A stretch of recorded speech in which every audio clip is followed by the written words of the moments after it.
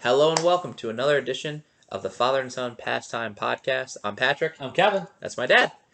We are going to continue with our series of doing the all-time greatest team of each MLB franchise. Today's feature is the Cincinnati Reds. We're going to kind of go ping-pong with this. I'll go, then he'll go. We do catchers through, obviously, outfield. We do talk about starting pitchers, best reliever / setup man, and best closer. And for the fun of it, we also talk about our favorite, or the best manager, not just our favorite, I guess, the best manager. And then we do our favorite logo that the team has ever done. A couple requirements. They have to have at least 3 years of service time. That's obviously the managers, as well as the players themselves. Is there other requirements? We've been to the ballpark. And we have been to GAPP. We have been to Great American Ballpark. Great ballpark. Yeah, a fantastic situation right by the Ohio River and everything else. In my opinion, top 5 ballparks I've been to in a major league. So it was very friendly and great memory and everything else. I do like walking over the river from Kentucky into Ohio. Correct. That was fun. That was really fun. Yeah. Okay, so without further ado, we'll talk about our favorites. You want to go first with catcher? We'll start with catcher. That was a tough one. I had know. to research. Probably the best catcher ever. Yeah, Johnny Bench. Yep, same. I would think if we did the greatest of all time, he may be the one. He would be my pick for greatest of all time catcher too. Yeah. Yogi Berra though is a solid second choice. Stayed with one team his whole career. Yeah. Great leader. Yeah, so that was an easy one. Mm-hmm. I'm with Bench as well. He had 10 Gold Gloves. Yeah. So I mean, just fantastic. His arm. Yeah, defensive arm, fantastic. Yeah. I know we're gonna have a disagreement here. So obviously, me being a little younger, if you couldn't tell, I'll probably have a few younger players or more recent players. Best way to say that. And he'll probably have a lot more Big Red Machine. So I went with Joey Votto as my first baseman. He is just a pure first baseman. I love seeing him hit the ball. I think he's great at first as well. And he's something that I really think the Reds have built their team around the past 10 years. I had Tony Perez. Again, a real steady force back in the Big Red Machine. But what I like about Votto is he stayed with Cincinnati through the lean years. And he was such a team guy. He wanted to stay and see, they're going to be a great team. And he stayed there. So I really admire that. Yes, absolutely. For second base, you want to go? Joe Morgan. Same. I did pick Joe on this one. Yeah. His best years were in Cincinnati. And his 3 Gold Gloves were all in Reds uniforms. So he really gave the best years of his service to not the Astros or anything like that, but to the Reds. Yeah, finished with Oakland, by the way. Yeah, he did a couple teams, which is kind of strange for back then. A lot of it, you might get 1 or 2 teams tops you're ever with, but Morgan was with a little bit more. Another Hall of Fame member, him and Bench. Shortstop, I'm also choosing a Hall of Fame member. I'm going to go Barry Larkin on this one. Barry was just a fantastic defensive shortstop, but also could really hit the ball. I was actually surprised to see that he only had 3 Gold Gloves. I thought he should have a lot more. I do remember him being very good with the glove, but he was also very good with the bat and had a great average his whole life. I agree. I had Davey Concepcion as a second choice, again, during the Big Red Machine and everything else. But what stands out with Barry was he was one of the first shortstops that became an offensive threat, and through all that, and again, another solid leader and everything else, University of Michigan product, and he was a big man. He was a bigger shortstop than most shortstops. Now for third base, I'm very curious who you put. At some point in this team, you're going to have to put Pete Rose. We are big believers that we're both big believers that Pete Rose should be in the Hall of Fame. You look at what you do on field, not what you do off field. So I'm putting Pete Rose at third. I know he played many positions in the outfield. I mean, he played many positions for the Reds, but I went with him as a third baseman. I really think he had the best offensive production as a third baseman for the Reds. He had great as a right fielder as well, but I went with him at thord base. Oh, I agree. He that's how I got to know him during my younger days was a third baseman. But when he batted leadoff, and don't forget he was a switch hitter religiously. He always hit 320, 330 every year. Very consistent. Anything to get on base. Stole a lot of bases as well. One of the first ones to do the head first slide, which I always admired. But Charlie Hustle was his nickname. Exactly what he did. Yeah. So yeah, great baseball player. I did just peek, and we have the same outfield, which is a little surprising. I knew we'd have the same center fielder. But for left, I have George Foster. Oh, yeah. Which I thought, just looking at his stats, I mean, he was fantastic with the Reds. Truly great offensive force, and I think maybe a little Hall of Fame snub. Correct. Underrated Yeah. because of all the stars during that era on the Reds. But he always had 30, home runs, 30, 35. Played a nice left field.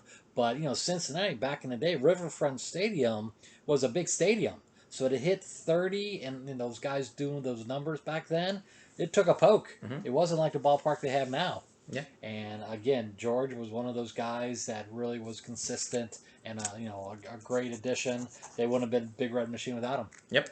Now for center, regardless of what you think in terms of, there are better center fielders that gave the Reds directly more home runs, RBIs, runs, hits, better average. But I'm choosing Ken Griffey Jr. Me too. And I know we looked at, I knew that because I cheated a little bit. But to me, again, he is the best center fielder to ever play the game. I know you're going to say Mantle or Mays. I'm going to say Griffey.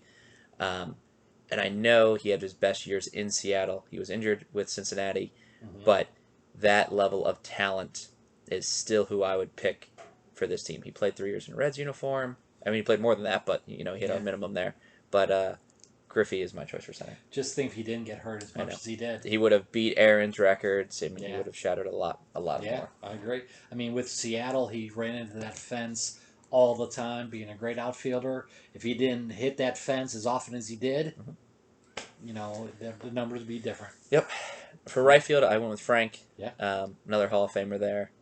Although I think he spent more of his years in left as a Red and did more right field stuff as an Oriole. But again, so with Pete Rose, you got to put these players in there somewhere, and Frank is sort of, I think, more known as a right fielder. Correct. So I went with him in right.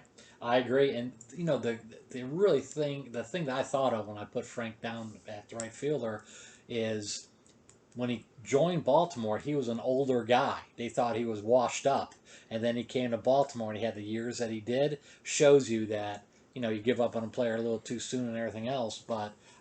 Again, he was really good. He was an MVP with the Cincinnati Reds as well. Mm-hmm. Yeah. Yeah, Triple Crown winner, I think. No, he wasn't. He was just with the Orioles as a Triple Crown winner. But yeah, he was a fantastic player.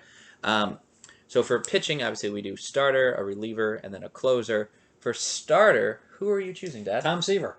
So am I. All right, we actually did. There's a lot of great Reds that are dead ball era, 10s, 20s. So why Seaver? You know why? Because he was another guy that was Scherzer and John Lester. He wanted the ball, crunch time, and he wanted the first game of the World Series. He wanted to go out there, and he was just a competitor, and he hated to lose. And he was one of the first pitchers that really promoted keeping your lower body in tremendous shape. Him and Nolan Ryan, I think, made this really popular. If you kept your lower part of your body in tremendous shape, you drove off that mound and could throw harder and everything else. And his ERA was always 2.5 and below. And again, another big reason for their success, always their number one starter. I completely agree. For relief, so I'm going to choose someone with a very high save total as my setup man because I think their closer should be Chapman. In terms of that's who I would want to give the ball in the ninth because of speed and just dominance, but I would give the ball to John Franco in the 8th. I had John Franco as my closer. That makes sense, and that's totally valid. Who would you choose as a setup man for him then? Rob Dibble and Randy Myers. Okay, so Dibble. All right, I mean, again, fine choices. That makes sense again. But I think if that was ever a possibility to see Seaver, Franco, and Chapman on the same team, oh my God, lights out. Yeah, just call it a day. Yeah, that's who I have to face. All right. I'm sick. Yeah. I didn't know this about Aroldis. He has never started a game. Because, a lot of people are going with this opener idea right now. I mean, there's a lot of people that transition. Either they were a closer, and now they're a starter, like Chris Sale. Yeah. Or Neftali Feliz, if you remember him from about a decade ago. Or they slowly become a closer as the older they get. But Chapman's never started a game in the history of his MLB career. In his early days, he was a one-pitch pitcher. Yeah. When you throw 105, you don't need another pitch. Yeah, 100%. And his slider is like 90. Right. Which is insane. And I think he had to develop that over the years and everything else. But when he was in Cincinnati and it came 105, you only need to throw 9 of them, and you're in a dugout. Yep. So yeah, a great one and all that. So when Dibble and Myers were part of the great years of the Reds, they really didn't have a closer. They rotated. Mm-hmm. So Myers would come in sometimes, Dibble would close, and vice versa. So Okay. they had a heck of a system back in the day. For the manager, I'm choosing a Hall of Fame manager. Are you doing the same? Sparky Anderson. I choose Sparky as well. Yeah. He had the highest winning percentage in all of Reds managers throughout the 100+ years that the Reds were a thing. Oh, that was one thing that we were only choosing every time it's been the Reds, which is a very long time. The Reds are one of the longest MLB organizations. That was a little caveat. Fun city, by the way. Mm-hmm. And then logos. I don't think there's a team like the Reds with more logo changes in their history. Obviously, they've been around a long, long time. But minor changes. Yeah, very minor. Like there's like some like rings, some diamond rings up here that are trying to be C's, and then I don't know a lot of the changes between the Mr. Red going on right here, or really these. But I'm gonna go with their mascot sort of running or throwing in '68. Dad, what about you? I like the Mr. Baseball there, Mr. Red's Baseball. I like that a So lot. he's choosing the I one like the just before mustache. me. Yes, the mustache is fun. When they had the All-Star game there not long ago, they made like little like I guess replica mustaches for all like teams. Yeah. There's a right outside the Reds team store outside the Great American Ballpark. It's a huge mustache. Yep. And I think that's what made that my favorite. Yeah. Great memory. Yeah, absolutely.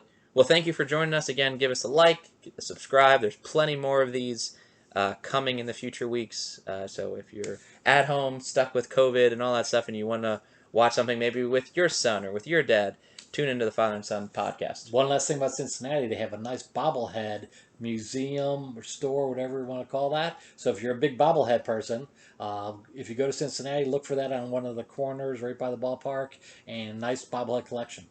There you go. But yeah, it's great something to do. We still have plenty more MLB franchises to cover. So again, give us your comments and feedback in the comments below. And thank you for joining us. Thanks for listening.